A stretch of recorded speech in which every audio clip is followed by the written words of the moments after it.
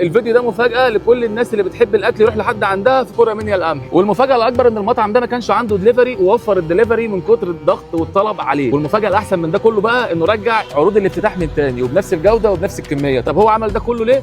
هقول لكم بس بعد ما استلم الاوردر. وانا دلوقتي واقف قدام هيلسي والاوردر هيجي لي لحد هنا. دل على السلامه يا عم. الله يسلمك. تاخرتش انت بالصلاه على النبي. الله يسلمك.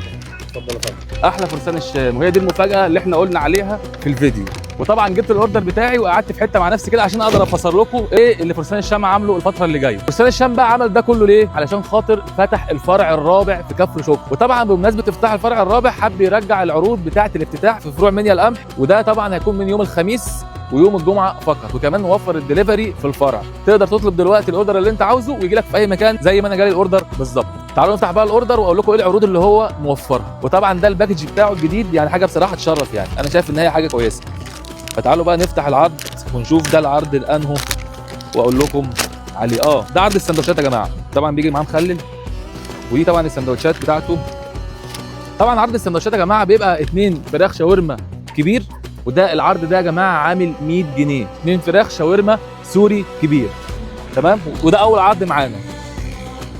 العرض الثاني بقى سندوتش فراخ شاورما كبير وسندوتش لحمه شاورما كبير، برضو العرض ده عامل 100 جنيه. وده بمناسبه يا جماعه الافتتاح زي ما قلنا. ده بالنسبه لعروض السندوتشات. عرض الفراخ الشوايه، عرض الفراخ الشوايه اللي هو بقى ايه؟ اللي هو نص فرخه ومعاها رز بسمتي ومعاها بطاطس ومعاها توميه ومعاها مخلل ومعاها عيش. العرض ده عامل كام بقى؟ عامل 150 جنيه. صراحه عرض هايل جدا، نص فرخه ب 150 جنيه مع المقبلات دي كلها. انا شايف ان هو عرض كويس. طب هل هو لسه مستمر على نفس الجوده من ساعه ما فتح؟ هنجرب معاكم السندوتش دلوقتي واقول لكم فعلا مستمر ولا لا.